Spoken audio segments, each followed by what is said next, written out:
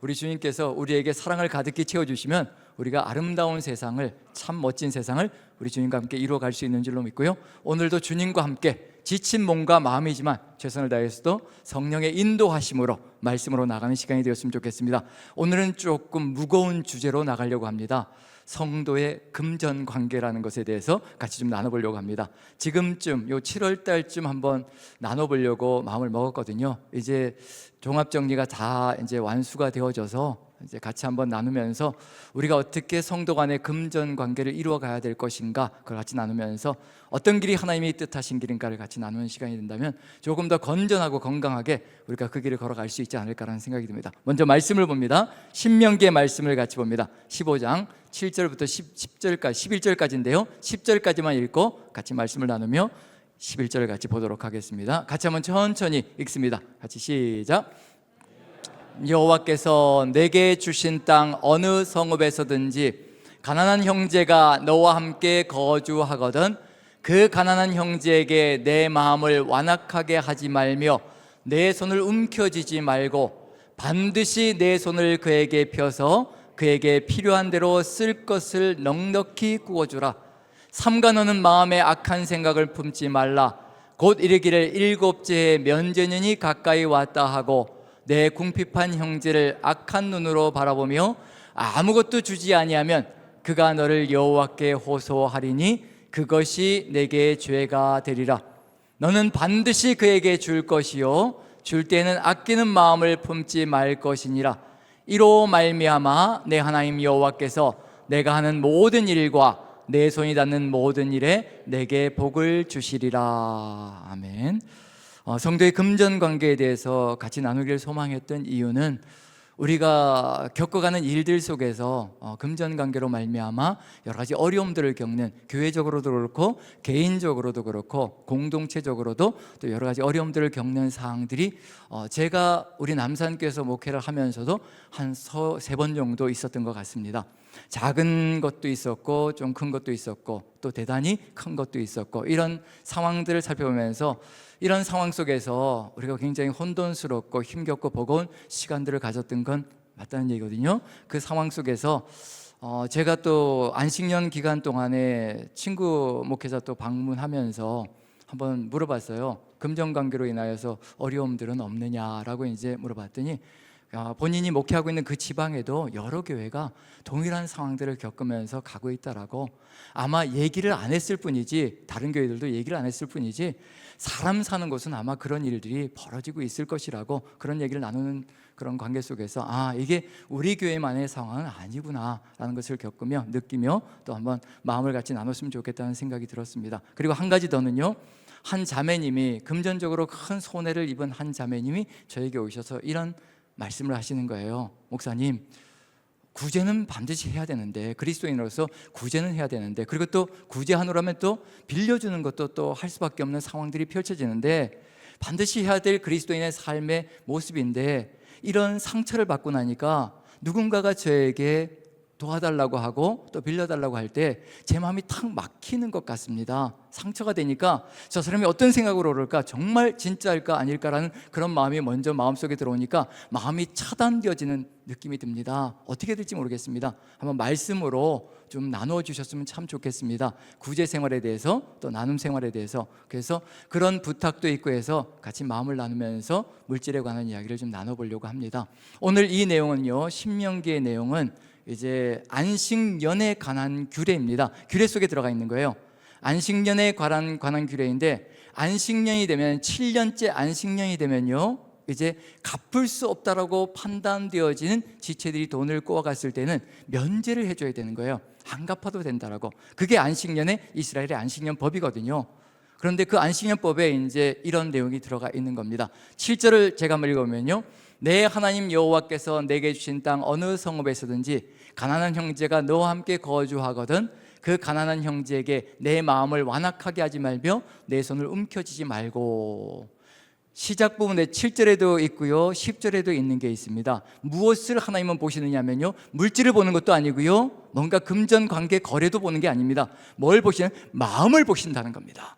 너의 마음을 완악하게 하지 말며, 또 10절에 가서는요, 아끼는 마음을 품지 말라.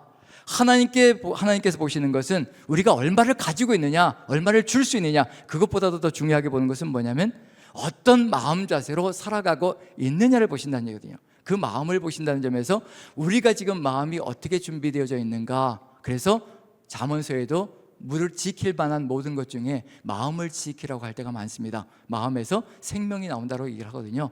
마음이 어떠냐에 따라서 다른 길을 걸어갈 수 있는데 그 마음은 어떻게 지킬 수 있는가?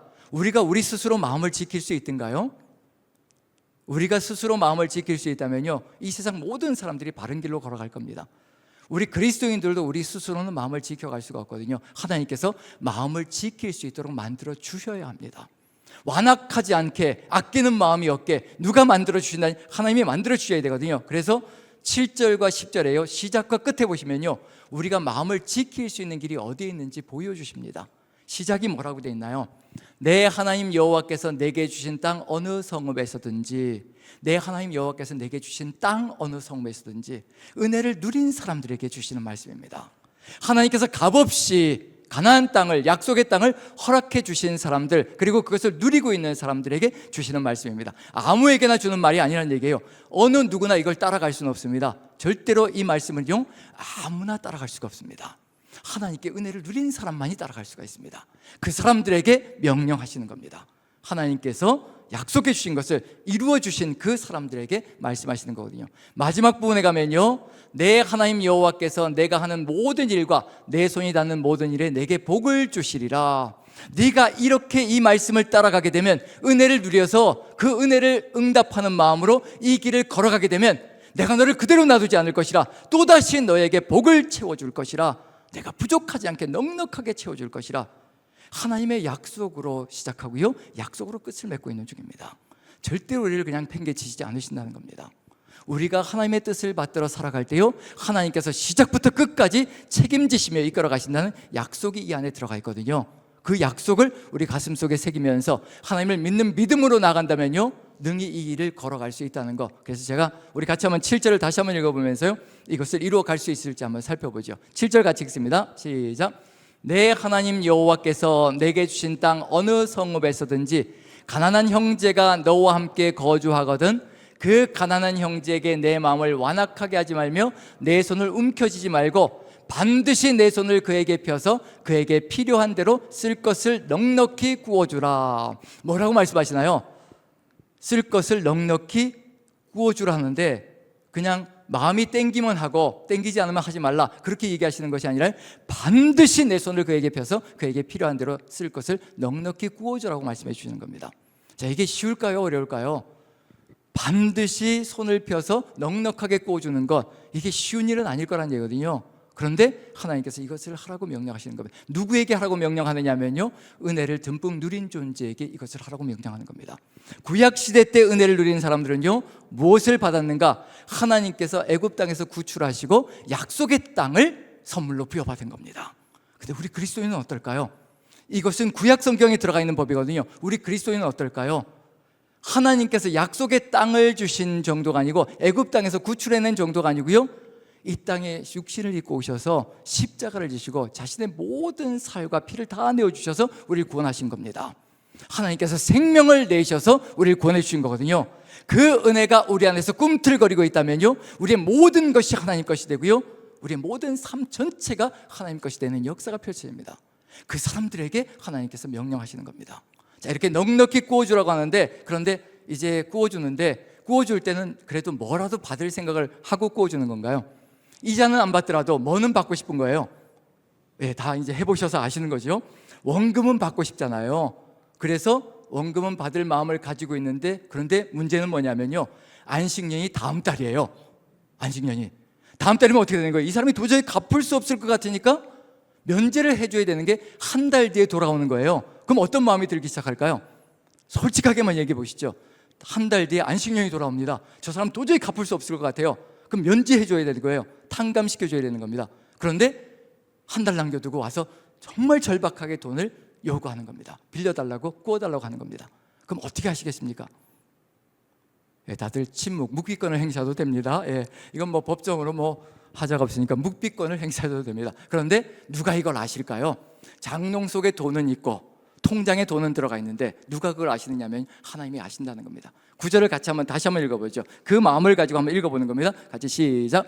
삼가 너는 마음에 악한 생각을 품지 말라. 곧 이르기를 일곱째의 면전이 가까이 왔다 하고 내 궁핍한 형제를 악한 눈으로 바라보며 아무것도 주지 아니하면 그가 너를 여호와께 호소하리니 그것이 내게 죄가 되리라.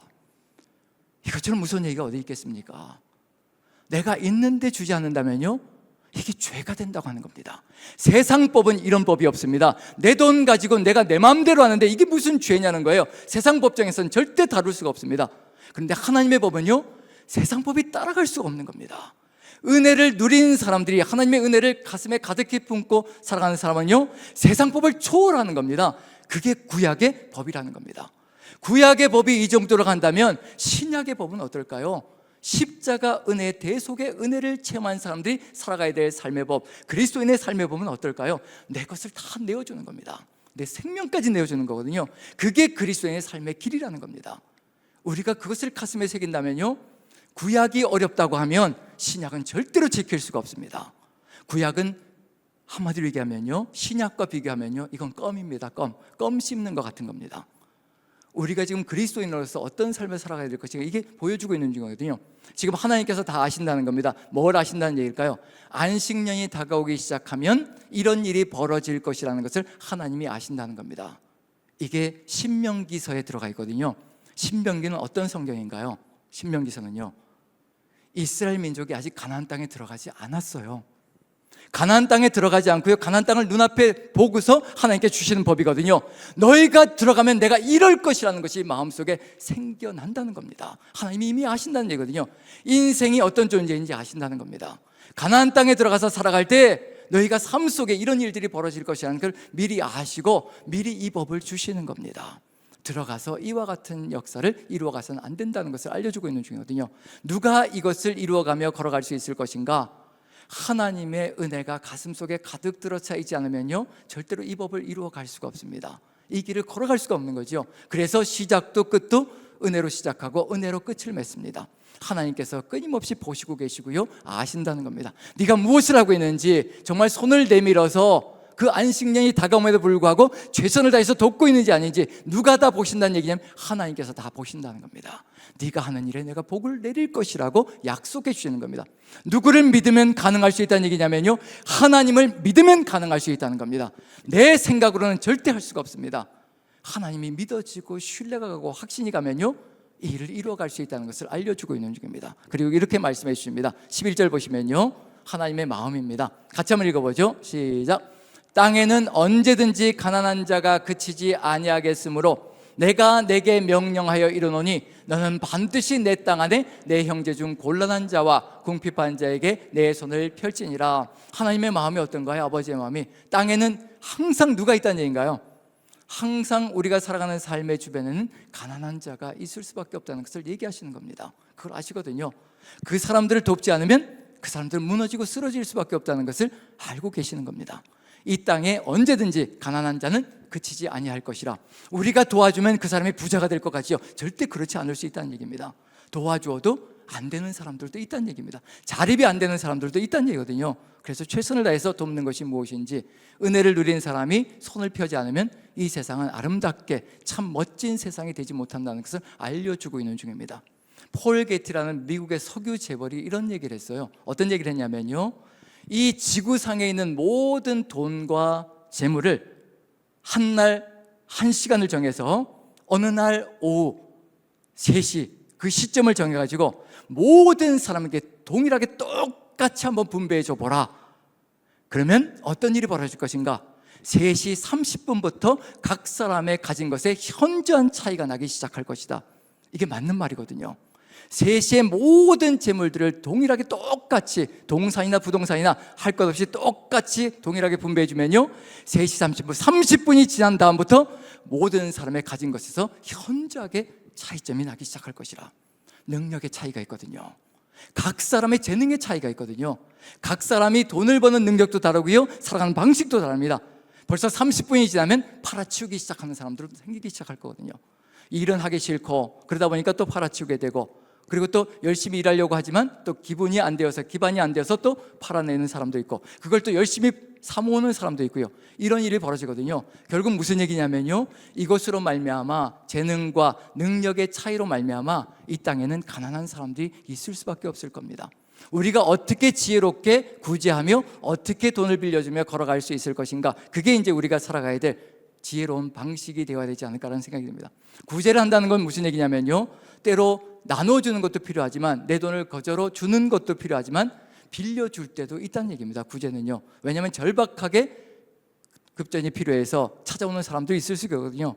그 사람들에게 거절할 수는 없는 상황이 벌어질 수 있고, 그렇기 때문에 이렇게 구제하고 때로는 빌려주는 상황이 펼쳐질 때 어떻게 지혜롭게 가야 될 것인가, 피해야 될 것은 무엇인가, 경험한 것들을 통해서 같이 한번, 여러분들도 아마 다 아는 내용일 수가 있는데 경험한 내용들을 가지고 같이 한번 나누면서 걸어갔으면 좋겠습니다. 빌리러 오는 사람이 혹은 구제를 받는 사람이 이런 이야기를 한다면 잠시 멈추고 생각을 해보아야 합니다. 첫 번째가 뭐냐면요, 아무한테도 이야기하지 말고 나한테 빌려줘, 이런 얘기를 할 때 아무한테도 얘기하지 마. 당신하고 나하고만 아는 사이가 돼야 돼. 아무한테도 이야기하지 말고 돈을 빌려달라고 할 때, 그리고 또 누구까지도요, 남편이나 아내에게도 절대 이야기하지 말라고 할 때, 그때는 멈춰야 됩니다. 멈춰서 반드시 다시 한번 생각해 봐야 합니다. 기도해야 합니다. 왜냐하면요, 하나님께서 돕는 배필로 주신 존재가 누구냐면 부부거든요. 배우자거든요. 돕는 배필로 주셨습니다. 돕는 배필이라는 얘기는 뭘까요? 신앙의 동역자라는 얘기거든요. 신앙의 동역자라는 얘기는 어렵고 힘겨운 일이 있을 때 같이 상의하면서 가야 될 가장 가까운 사이라는 것을 의미하는 겁니다. 그런데 그 가장 가까운 사이도 외면해버리고 배제해버리고 빌려달라고 얘기할 때, 이건 뭔가 문제가 들어가 있는 겁니다. 하나님이 뜻한 것이 아닐 수가 있다는 얘기거든요. 하나님께서 우리에게 주신 배필들을 무시해서는 안 된다는 의미가 들어가 있습니다. 또 생각을 해볼 때요, 믿지 않는 배우자일 때 믿지 않는 배우자와 상의한다면 또 문제가 생길 수 있지 않겠습니까? 라고 얘기할 수도 있거든요. 오히려 더 좋은 점검이 될 수도 있습니다. 냉정하게 판단하면서 걸어갈 수 있는 길이 열릴 수가 있거든요. 그래서 어떤 배우자든지, 믿는 배우자든지 믿지 않는 배우자든지 반드시 상의해야 될 필요가 있습니다. 그 관계 가운데서 하나님께서 어떤 마음을 주시는지, 그런 것을 우리가 같이 살펴보면서 정겸하며 걸어갈 때 바른 길로 걸어갈 수 있는 길을 열어갈 수 있다는 것. 그래서 반드시 기억해야 될 것은, 우리가 어느 누군가에게 어느 누구도 모르게 해달라고 할 때는 반드시 점검을 하면서 걸어가야 된다는 것. 두 번째는 뭐냐면요, 기도했는데 당신에게 가라고 해서 왔다 라고 얘기할 때, 이거 참 무서운 얘기입니다. 기도를 해보니까 당신에게 가라고 해서 내가 왔다 라고 얘기할 때요, 반드시 대답해야 될 것이 있습니다. 그럼 저도 하나님께 여쭙고 반드시 분별을 하도록 하겠습니다. 하나님께서도 저에게 응답을 해 주실 것이라고 생각되어집니다. 어떤 일이든지 하나님께서 우리에게 말씀하신 것이 있거든요. 오직 모든 일에 기도와 간구로 너희 구할 것을 감사함으로 하나님께 아뢰라고 말씀해 주셨거든요. 그 모든 일은요, 이런 구제까지, 빌려주는 것까지 다 포함되어 있는 일입니다. 그것까지 다 포함시켜서 기도하라고 말씀하시는 거거든요. 그럴 때 뭐라고 얘기하시나요? 오직 모든 일에 기도와 간구로 너희 구할 것을 감사함으로 하나님께 아뢰라. 그러면 모든 지각에 뛰어난 하나님의 평각이 너의 마음과 생각을 지키시리라고 말씀해 주셨거든요. 하나님께서 그분에게 말씀해 주셨다면요, 우리도 분별을 해야 될 필요가 있습니다. 분별하며 기도하면서요, 하나님께서 우리 안에 이 일에 대해서 평강으로 인도해 가시는지 그것을 분별해야 될 필요가 있는 거죠. 그러지 않으면 또 혼돈 가운데 처할 수가 있다는 것을 분명히 알 수가 있거든요. 그래서 최선을 다해서 나도 분별하도록 하겠습니다. 왜냐하면 베드로와 고넬료가 만나는 사건을 살펴볼 때요, 사도행전에서 고넬료와 베드로가 만날 때 하나님께서 고넬료에게도 사람을 보내서 베드로라는 사람에게 사람을 보내서 너에게 오도록 해라. 그리고 고넬료가 사람을 보냈을 때요, 베드로에게도 또 환상 가운데서 하나님께서 환상을 보여주시며 이제 고넬료라는 사람이 사람을 보낼 터인데 따라가라는 그런 음성이 들릴 거라는 얘기거든요. 하나님께서 같이 동일하게 마음을 주셔서 같이 하나 되어서 나아갈 때요, 성령의 충만한 역사가 펼쳐지는 일이 벌어집니다. 하나님께서는 한 사람에게만 응답을 주시고 다른 사람에게는 응답 안 주시는 그런 분이 아니시거든요. 그리고 분명히 기억해야 될 것은 뭐냐면요, 저분이 와서 나에게 와서 내가 기도했는데 당신에게 가라고 해서 왔다, 얼마를 빌려달라 할 때 안 빌려주려고 하면 어떤 마음이 들기 시작할까요? 마음속에 내가 저 사람을 거절하면 어떤 느낌이 들기 시작할까요? 두려움이 들어오지 않나요? 거절하게 되면 혹시 하나님께서 나에게 어떤 사건들을 일으키시지 않으실까, 내 가족에게 또 뭔가 사건을 일으키지 않으실까, 그런 두려움이 온다는 얘기거든요. 하나님은 그렇게 두려움을 갖게 해서 그런 관계를 맺어가게 하시는 분이 아니시거든요. 그런 것은 절대로 따라가야 될 필요가 없습니다. 반드시 분별하고 분별력을 가지고, 그리고 하나님께 주시는 평강을 가지고 가야 될 필요가 있습니다. 그리고 또 한 가지 더는요, 형편이 안 될 때, 오셨는데 빌려달라고 오셨는데 형편이 안 될 때 어떻게 될까요? 그런 돈이 없는데, 그만한 돈이 없거든요. 근데 정말 딱하기도 하고 그렇긴 한데 빌려달라고 하시는데, 이분이 또 이런 얘기를 하시는 겁니다. 빌려달라고 하면서 내가 그 돈이 없어서 형편이 안 되는데 어찌할 바를 모르겠다고 그렇게 얘기하는데, 누구에게 가서 빌려가지고 자기한테 달라고 하는 경우도 있습니다. 어떤 사람에게 가서 그 사람에게 빌려서 나에게 달라, 그리고 내가 빌렸다는 얘기는 하지 말라, 이런 이야기를 할 수가 있거든요. 절대 멈춰야 됩니다. 그런 경우는 절대로 따라가서는 안 되고요. 그리고 또 융자를 받아서 돈을 빌려서 나에게 빌려달라, 그런 이야기도 절대로 따라가서는 안 됩니다. 그건 하나님의 뜻이 아닐 수가 있거든요. 성경 속에, 사도행전 속에요, 우리가 어떻게 도와줘야 되는가 하나의 예가 들어가 있습니다. 사도행전 한번 보시면요, 11장을 한번 봅니다. 사도행전 11장 27절 한번 읽어보죠. 같이 시작. 그때 선지자들이 예루살렘에서 안디옥에 이르니, 예루살렘에서 선지자들이 안디옥에 이르렀다고 되어 있습니다. 그 중에 한 사람이 아가보라는 사람이거든요. 28절 같이 읽어봅니다. 시작. 그 중에 아가보라 하는 한 사람이 일어나 성령으로 말하되 천하의 큰 흉년이 들리라 하더니 글라우디오 때에 그렇게 되니라. 자, 천하의 흉년이 든다고 합니다. 로마 제국 전체의 흉년이 드는 거예요. 근데 왜 하필이면 하나님께서, 성령께서 안디옥으로 선지자를 보내셔가지고 성령의 역사로 성령을 알려주시는 거예요. 천하에 큰 흉년이 들 것이라고 알려주시는 겁니다. 하나님께서 무슨 일기예보하듯이 이걸 알려주려고 이렇게 얘기를 하시는 걸까요? 그 마음속에는 다른 것이 들어가 있습니다.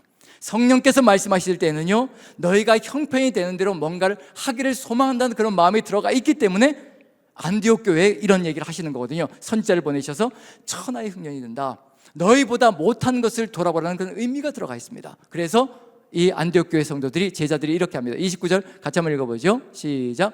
제자들이 각각 그 힘대로 유대에 사는 형제들에게 부조를 보내기로 작정하고, 부조는 디아코니아라고, 연보라고도 번역되어지고 있고요, 헌금으로 번역되기도 합니다. 연보라고 번역되는 경우가 많고요. 그래서 똑같은 단어인데 부조라고 하기도 하고 연보라고 하기도 하고 헌금이라고 하기도 합니다. 헌금을 거두는 거죠.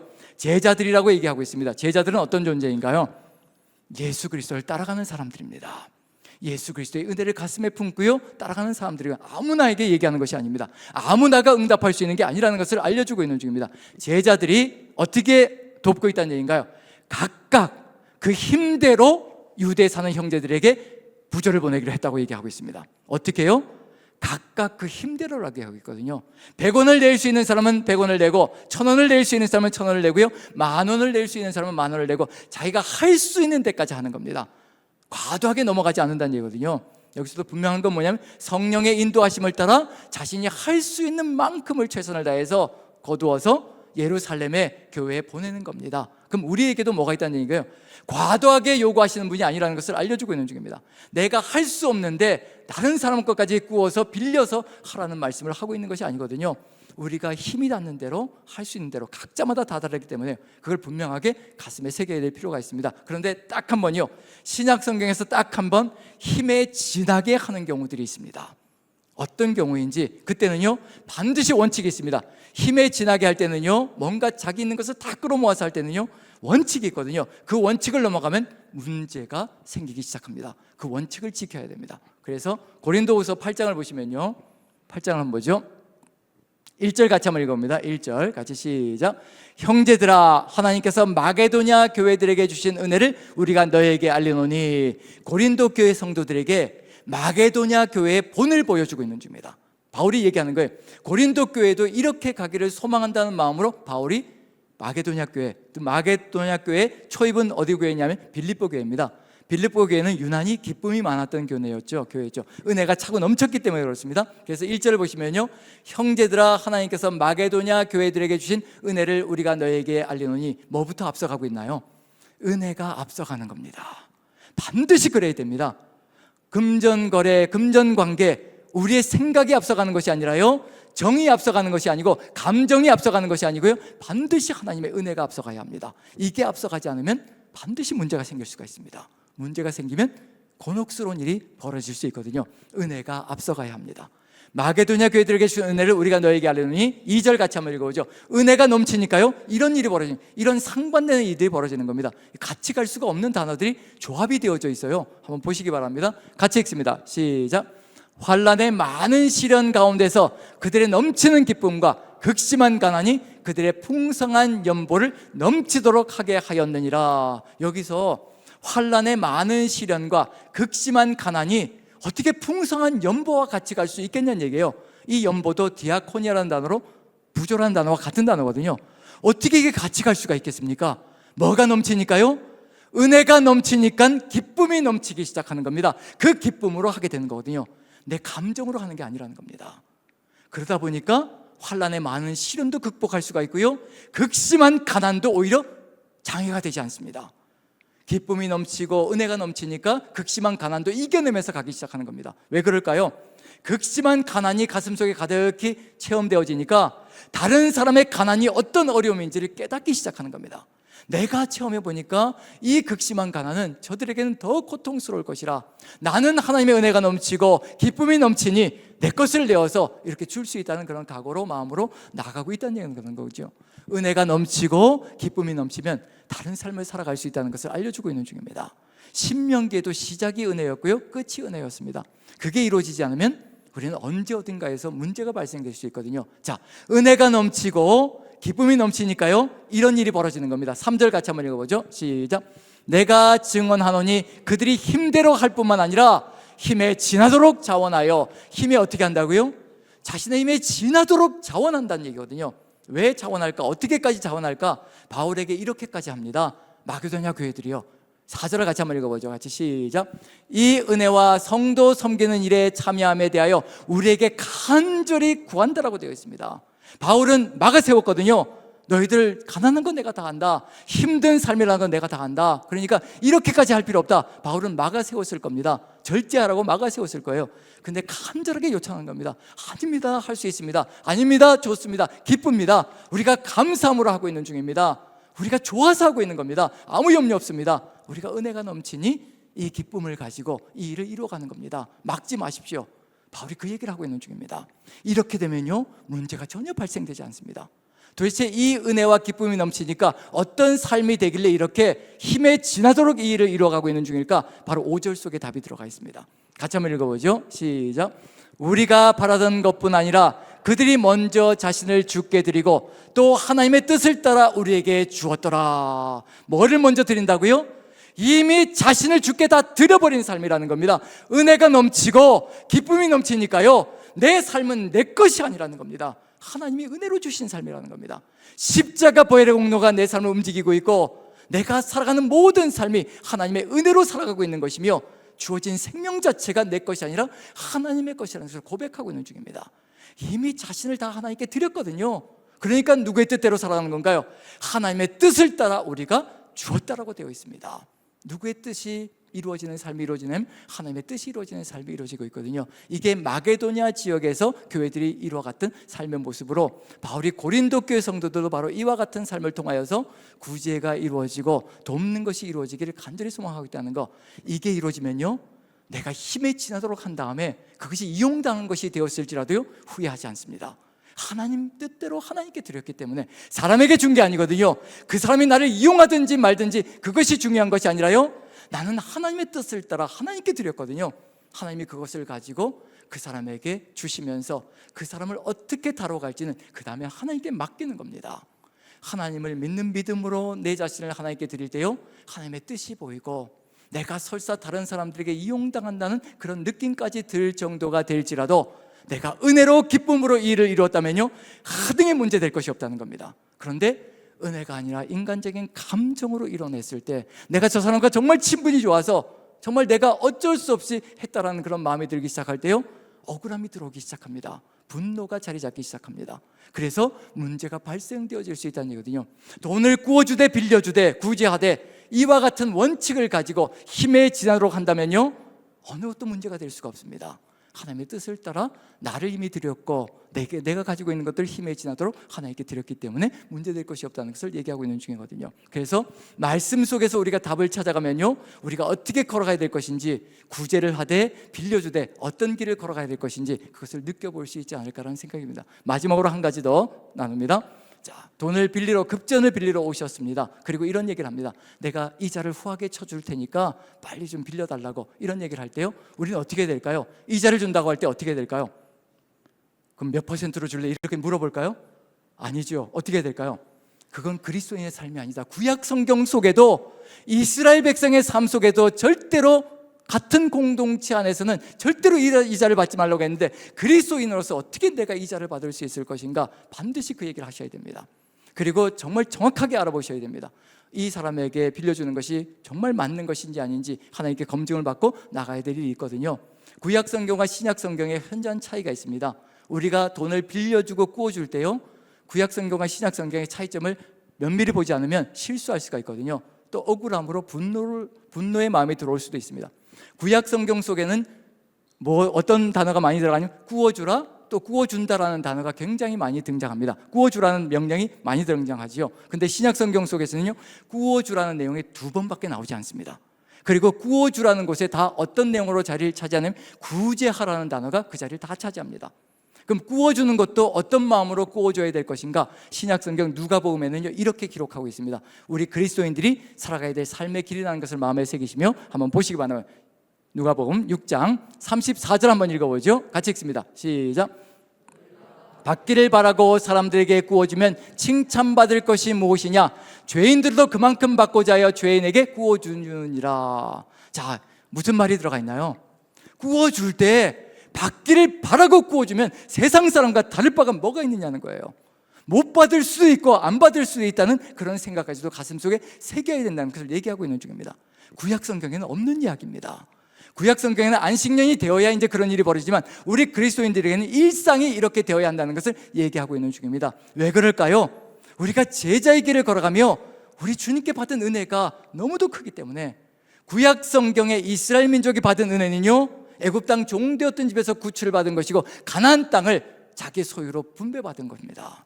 근데 우리는 십자가 보혈이거든요.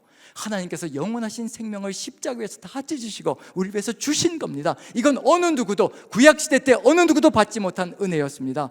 우리 그리스도인들이 누리고 있는 은혜거든요. 비교할 수조차 없습니다.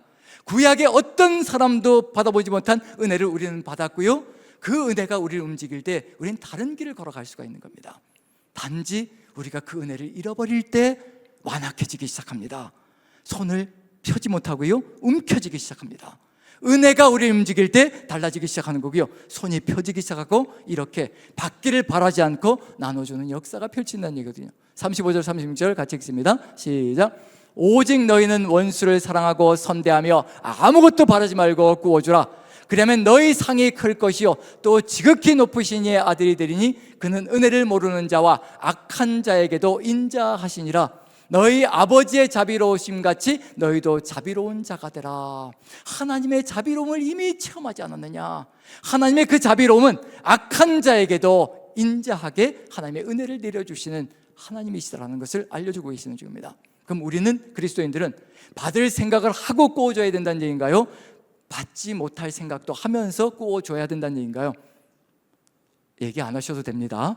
답은 이미 성경 속에 들어가 있으니까 얘기 안 해도 답은 저 안에 있습니다. 우리가 걸어가야 될 삶의 길, 무엇이 가득 채워질 때 가능할 것인가? 하나님의 은혜가 우리 안에 가득히 채워지고요, 우리가 그 은혜로 살아갈 때 이 말씀들은 우리의 삶이 되어지기 시작할 겁니다. 그렇지 않으면 절대로 지킬 수가 없습니다. 왜냐하면요, 내가 어떻게 수고해서 어떻게 최선을 다해서 내가 이렇게 하루 종일 일하고 또 하나님께 이렇게 수요예배 이렇게 나와서 이 저녁 자리에 이렇게 예배하면서 하나님과 함께 일하며 벌어간 돈인데 그것을 내가 누구에게 쉽게 줄 수 있을 것인가? 그런 마음이 들어올 수가 있거든요.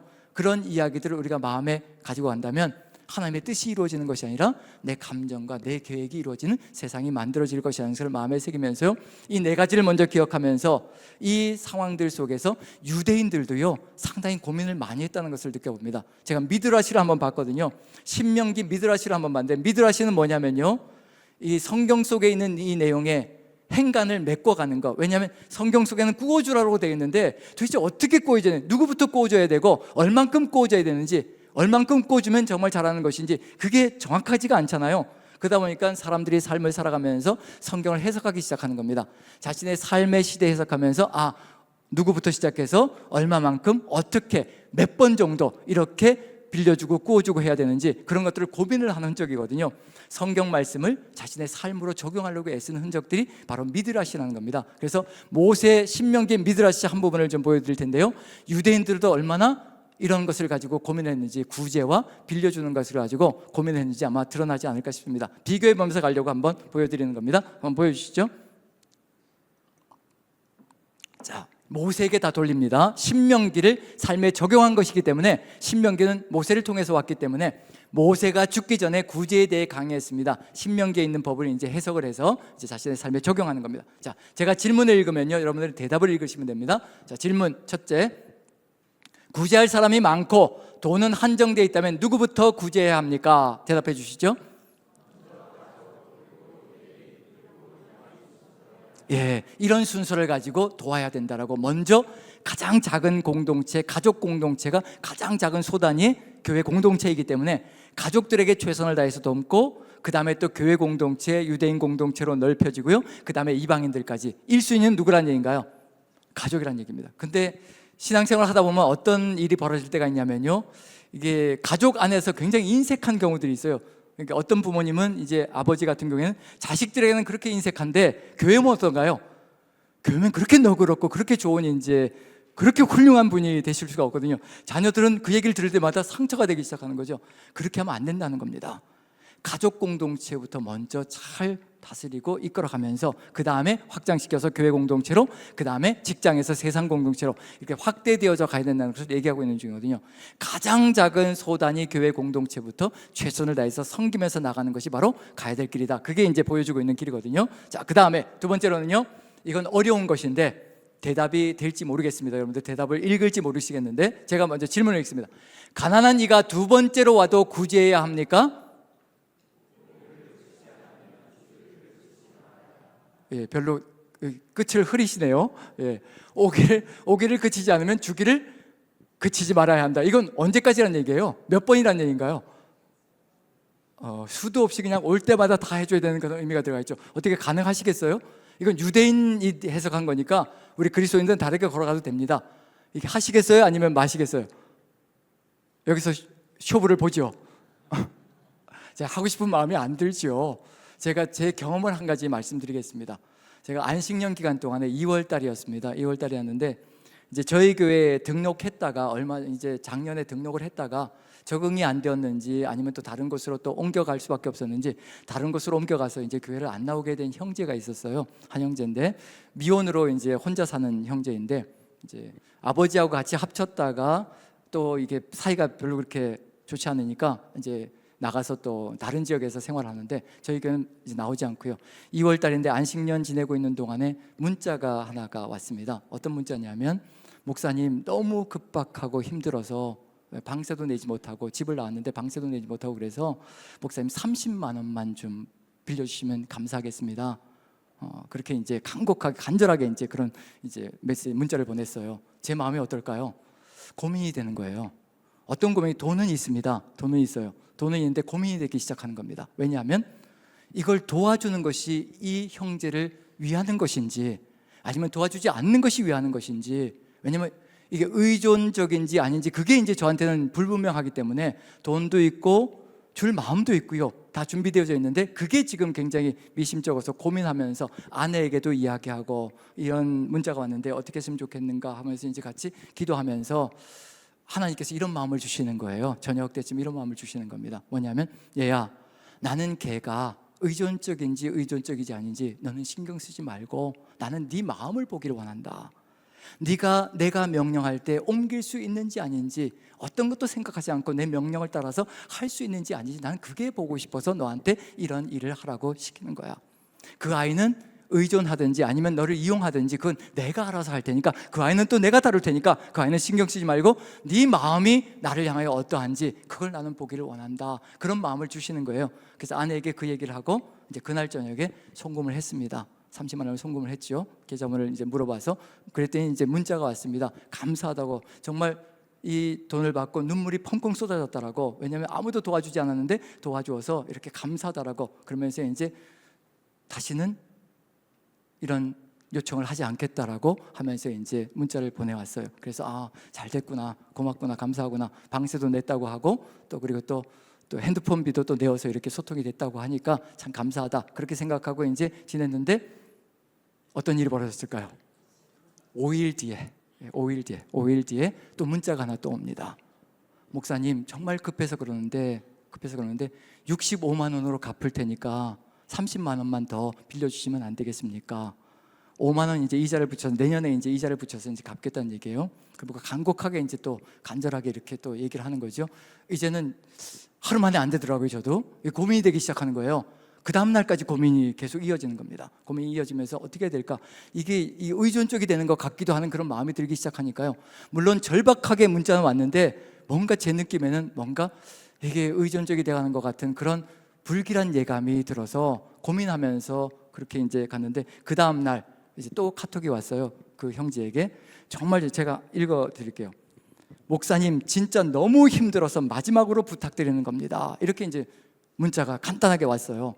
그리고 나서 또 문자 하나가 또 들어옵니다. 어떤 문자냐면 주님의 음성, 또 2명의 경청자라는 한 형제가 저한테 매일 이제 책의 내용을, 하나님의 음성을 이제 기록한 책을 이제 저한테 매일 아침마다 보내주는 게 있거든요. 아마 몇몇 분들에게 보내주는 것 같아요. 근데 그 문자가 탁 들어오는데 읽으면서 숨이 턱 막히는 거예요. 아이고, 우리 하나님 또 왜 이러시나. 제가 한번 읽어드릴게요. 어떤 느낌이 드시나 한번 보세요. 내 영이 하는 일들은 결코 소란스럽지 않으니라. 너는 이미 사랑으로 다른 사람들을 끌어당기고 있지만 너에게 오는 사람들을 내가 보낸 사람들로 여겨 왕처럼 환대하라. 내가 낯선 방문객을 너에게 보낼 수도 있지만 그들이 무엇을 원하든 응하라. 누구에게도 불청객이라는 인상을 주지 말라. 내 사랑과 기쁨과 행복과 그리고 시간과 음식을 모든 이들과 나누라. 그리하면 실로 기이한 일들을 펼쳐 보이리라. 내 말을 믿고 행하기만 하면 사랑과 기쁨과 평화가 충만하리라. 대가를 바라지 않는 즐거운 마음과 넓은 손으로 사랑을 베풀어라. 이 문자가 턱 들어오는 거예요. 카톡이. 어떻게 해야 될까요? 아버지, 또 저에게 왜 이러시는 겁니까? 그래서 아내에게 또 보여주고 하나님께서 이거 하라고 하시는 음성으로 들린다, 여보. 그래서 또 하루 지난 다음에 보냈죠. 그랬더니 그 형제에게 이런 문자가 왔습니다. 재정 부탁은 오늘까지며 앞으로는 일절하지 않겠습니다. 정말 감사합니다. 건강하시고요. 6월 지나고 인사드리러 한번 가겠습니다. 이제 7월 달에는 기다리고 있습니다. 인사로 오는지. 정말 이것이 마지막입니다라고 얘기를 했거든요. 그리고 나서 이제 카톡이 이제 잠시 멈췄습니다. 그리고 어떻게 됐을까요? 예, 일주일 뒤에, 그래도 이틀을 더 보냈습니다. 일주일 뒤에 제가 한번 문자를 읽어드릴게요. 목사님, 주일 잘 보내세요. 새로 시작하기로 했습니다. 재정은 늘 부담이지만 진짜 마지막으로 도와주시면 제가 100만 원으로 내년부터 갚을 수는 있으니 마지막으로 도와주시면 더 이상 찾지 않겠으며 연락도 하지 않겠습니다. 주일 잘 보내세요. 이렇게 문자가 왔습니다. 이제 어떻게 될까요? 여러분들이 아마 어떻게 하시겠습니까? 제가 읽으면서 이제 절박감이 없구나, 그게 느껴졌습니다. 예, 전에 2번의 문자는요 절박함이 느껴졌거든요. 그런데 3번째는 한번 던져보는 듯한 느낌이 들었습니다. 절박함이 사라졌습니다. 저도 이제 분별이 되기 시작하는 겁니다. 그리고 하나님께 또 묻지요. 묻는데 하나님도 별 응답이 없으십니다. 다른 말씀도 없으시고요, 이런저런 얘기도 없으시고, 그리고 또 어떤 문자라든가 이런 것도 오는 것이 없고요. 그래서 분별하면서 이 형제가 이제 하나님께서 이제 끝나는 것으로 생각하고 가시게 하시나 보다, 그런 분별력이 생겨서 문자를 이렇게 보냈습니다. 도움은 미안합니다. 도움은 거기까지였습니다. 이젠 삶을 사시기 바랍니다. 이렇게 문자를 보냈습니다. 저도 2번까지 했거든요. 그랬더니 마지막에 이제 이런 문자가 왔습니다. 어떤 문자냐면 제가 늘 설교하면서 썼던 말인데 그 말을 또 이렇게 보냈더라고요. 네, 잘 알겠습니다. 그래도 인생은 3번이 있어서 여쭤봤습니다. 도와주시면 감사하겠습니다만. 제가 늘 삼세판을 그렇게 얘기했더니 그 삼세판을 여기서 또 사용해서 쓰려고 하는 그런 마음이 드는 것 같아서 이건 아니다, 그냥 삼세판 이런 건 아니구나. 저도 이 문자를 받고 이제 하나님이 정말 여기서 끝내라고 하시는구나 라는 것을 느끼고 거기서 이제 마음을 닫고 그 다음부터는 연락이 없었습니다. 더 이상 연락이 없고 이제 나가는 것이 없고. 그래서 반드시 여기서 보면요, 제가 왜 이야기를 드리냐면 오기를 그치지 않으면 주기를 그치지 말아야 한다. 그때 분별을 해야 된다는 겁니다. 저도 세 번째 가서 이제 분별력을 가지고 하나님께서 어떤 마음을 주시는지, 첫 번째, 두 번째는 하나님께서 하시겠다고 하니까 저는 이용당했다는 생각은 들지 않습니다. 하나님께서 가져가셨다고 생각하고요, 그리고 이런 마음을 주시거든요. 걔가 너를 이용하든지 말든지 신경 쓰지 마라. 나는 걔를 다스릴 수 있고 걔를 이끌어갈 수 있으니까 걔는 나한테 맡기고 너는 네가 해야 될 일을 나한테 하라라고 하시는 음성으로 받았거든요. 아깝지 않습니다.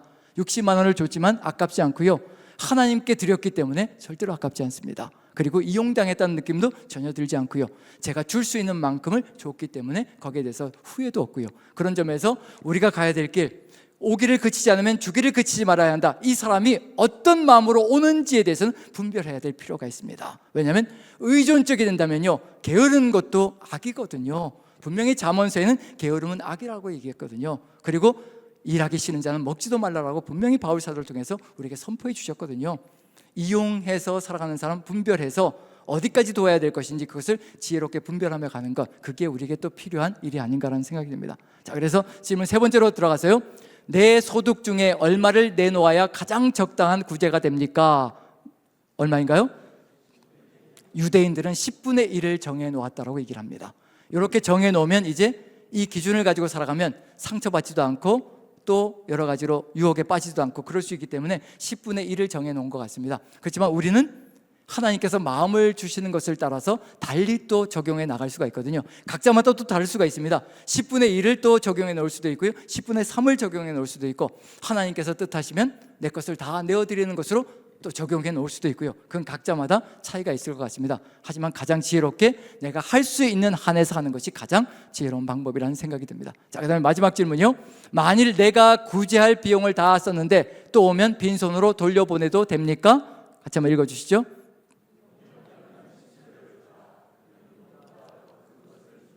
예, 유대인들도 빌려서 주라 이런 얘기를 하지 않습니다. 지혜롭게 돈이 없다면 친절하게, 어떻게 친절할 수 있을까요?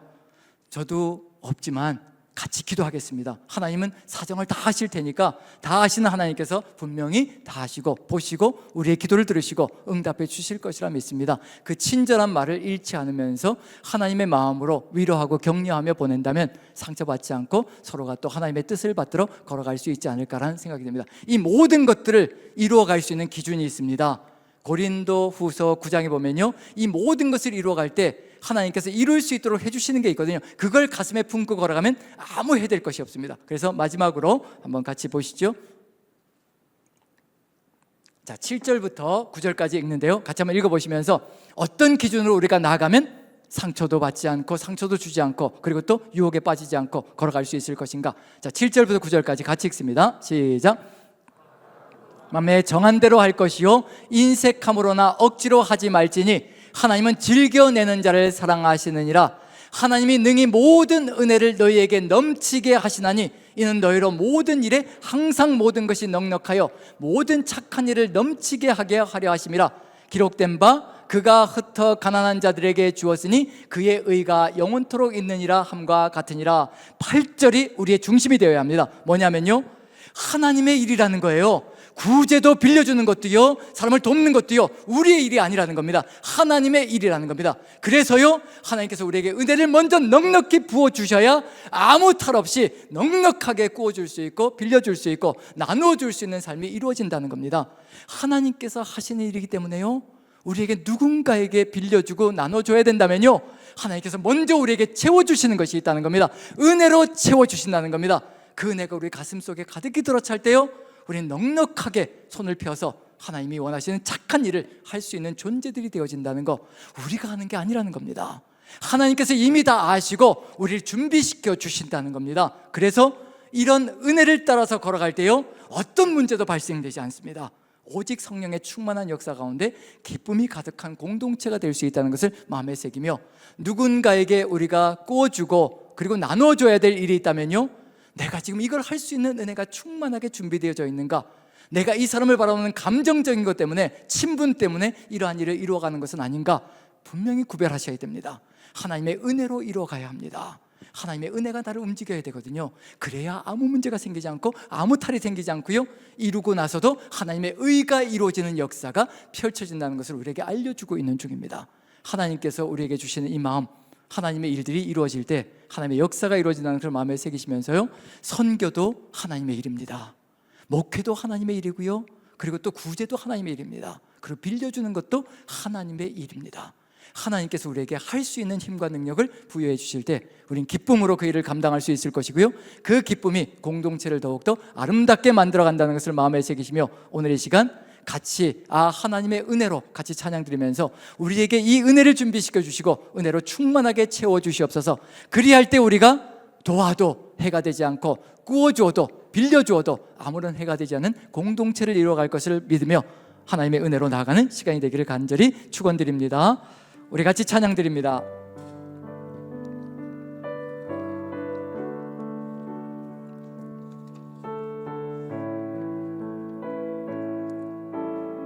하나님의 은혜로,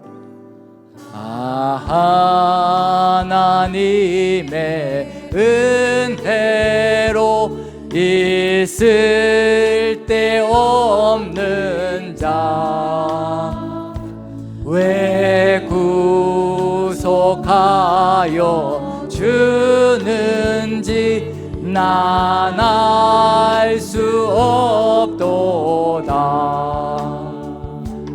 내가 믿고 또 의지함은 내 모든 형편 아시는 주님 늘 보호해 주실 것을 나는 확실히 아네. 왜 내게 굳세 믿음과 또 복음 주셔서 내 맘이 항상 편한지, 내 맘이 항상 편한지 난 알 수 없도다. 아멘. 내가 믿고 또 의지함은 내 모든 형편 아시는 주님 늘 보호해 주실 것을 나는 확실히 아네.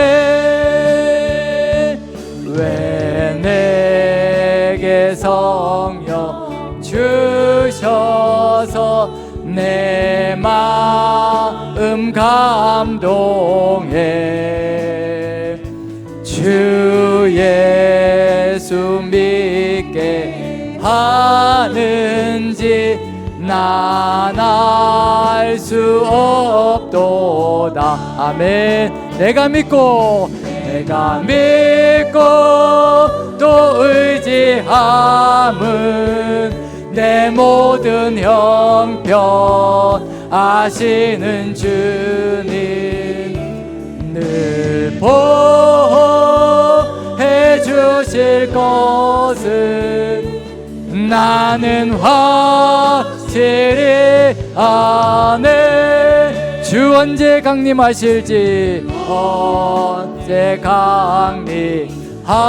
강림하실지 혹 밤에 혹 낮에 또 주님 만날 그것도 난 알 수 없도다. 내가 믿고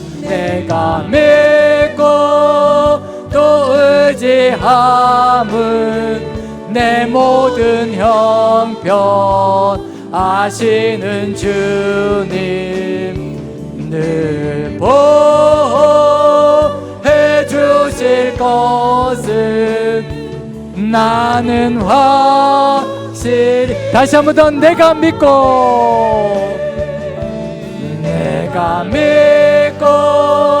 또 의지함은 내 모든 형편 아시는 주님 아멘 늘 보호해 주실 것은 나는 확실히 아네 아멘. 우리 같이 한번 간구했으면 좋겠습니다. 우리에게 하나님께서 원하시는 선한 일을 행할 수 있도록 하나님 아버지께서 모든 은혜로 넘치게 하여 주시옵소서. 우리에게 은혜가 넘치지 않으면 아무것도 할 수 없고 어떤 것도 이루어갈 수 없으며 후회가 아버지 남을 수 있는 일들밖엔 할 수 없다는 것을 너무나 잘 압니다. 우리 주님께서 오늘 이 시간에 오직 주 예수 그리스도의 그 십자가 보혈의 공로가 얼마나 엄청난 것인지 깨닫게 도와주시고 우리가 지금까지 살아오면서 누렸던 그 은혜들을 가슴에 다시 한번 새길 수 있게 도와주옵소서. 그리고 앞으로 살아갈 모든 삶의 여정 속에서 하나님께서 선한 일을 위하여 은혜로 충만하게 채워주시옵소서. 다 같이 우리 한 목소리로 주 한 번의 주님에 기도합니다. 주여 아버지께서 함께하여 주셔서 우리의 삶의 여정 속에 오직 주의 은혜로 가득히 채워주시옵소서. 우리가 우리의 힘과 능력으로는 결코 이루어갈 수 없사오니 오직 하나님께서 우리에게 주신 그 은혜로 충만하게 채워주실 때 은혜로 채워주실 때 우리가 이 일을 이루어갈 수 있을 줄 믿습니다. 아버지 도와주시옵소서. 우리가 구제도 해야 되고 빌려주기도 해야 되며 아버지 나아가야 될 삶의 길들이 참으로 아버지 많습니다. 우리가 그 일들을 아무 탈 없이 오직 하나님의 마음으로 이루어갈 수 있게 우리에게 주의 은혜 가득히 채워주셔서 주의 마음으로 이루어갈 수 있게 도와주시고 주의 뜻을 이루어가는 그 역사를 이루어갈 수 있게 아버지 은혜를 더하여 주옵소서. 오직 주께서 함께 하실 때 그 뜻을 이루어갈 수 있을 줄로 믿습니다. 도와주시옵소서. 우리가 돈을 빌려주든 구제하든 우리에게 분별력 또한 허락하셔서 그 사람을 위한 것인지 아닌지를 분명히 판단하게 도와주시옵소서. 성령의 인도하심 따라 구제도 주의 뜻이 이루어지게 도와주옵소서. 우리가 행하는 모든 구제와 빌려줌의 역사 속에서 어느 누구도 상처받지 않게 아버지 분별력을 가지고 아버지의 뜻을 따라 이루어갈 수 있게 우리에게 하나님의 마음과 성령의 인도하심을 허락하여 주옵소서. 다 같이 주님의 주님에 기도합니다. 주여 아버지 우리에게 함께하여 주셔서 우리가 분별력이 떨어질 때가 참으로 많습니다. 성령께서 함께 하시오니 우리의 삶의 길을 지켜주시고 인도하여 주셔서 오직 아버지의 그 마음으로 아버지의 그 뜻을 가지고 이 일을 이루어갈 수 있게 도와주시옵소서. 어느 누구도 상처받지 않게 도와주시고 어느 누구도 아버지 마음에 고통이 되지 않게 도와주셔서 주의 공동체가 우리 남산 공동체가 아버지 더욱더 아름답고 견고하게 세워져 갈 수 있게 주의 역사하시고 인도하여 주옵소서. 그리하여 아버지 우리가 구제할 때에도 아버지 빌려줄 때에도 오직 주의 마음으로 주 예수 그리스도의 은혜가 가득 들어차 분별력을 가지고 올바른 길로 나아갈 수 있게 하나님 역사하여 주시옵소서. 그리하여 주의 뜻이 이루어지는 우리 공동체 되게 도와주시옵소서. 사랑의 하나님, 우리가 주님 앞에 기도하며 나아갑니다. 우리가 연약하고 미력하며 아버지 때로는 어리석기 그지없음을 아버지 앞에 고백합니다. 우리에게 지혜를 허락하여 주시고 명철을 허락하여 주셔서 오직 주 예수 그리스도의 그 마음을 온전하게 깨달아갈 수 있게 도와주시옵소서. 아버지 구제하고 빌려주는 역사가 멈추지는 말아야 될진데 우리가 인간적인 생각으로 감정으로 나아가지 않게 도와주시고 오직 아버지의 깊고 넓으신 그 뜻을 온전하게 분별하여 아버지의 뜻 안에서 이루어갈 수 있게 도와주시옵소서. 우리에게 성령의 충만한 역사와 더불어 제명철 더하여 주셔서 올바른 분별력으로 아버지의 뜻을 이루어갈 수 있게 앞으로의 모든 여정 속에서 지켜주시고 우리에게 그 일을 이루어갈 수 있는 은혜로 가득히 충만하게 인도하여 주시옵소서. 그래야 충만한 은혜로 그 일을 이루어갈 때 어느 누구도 상처받지 않고 고통 가운데 거하지 않는 아름다운 공동체, 주면서도 기뻐하는 공동체, 나누면서도 기쁨이 가득한 공동체가 될 수 있도록 우리 주님께서 성령으로 충만하게 역사하여 주시옵소서. 그 일을 이루어가시며 우리 모두를 사용하셔서 오직 아버지의 뜻을 넘치도록 이루어 가실 줄 믿사오며 우리 구주 예수 그리스도 귀하신 이름 받들어 기도합나이다. 아멘. 아멘. 우리 그렇게 행하실 우리 하나님께 감사의 박수 올려드립니다. 우리 다 같이 일어나셔서 우리 주님 오실 때까지 주님 뜻을 이루며 걸어가겠습니다. 다 같이 선포하는 시간 같습니다. 오른손 드시고 선포합니다. 시작. 아멘. 주 예수여 오시옵소서. 마라나타. 아멘.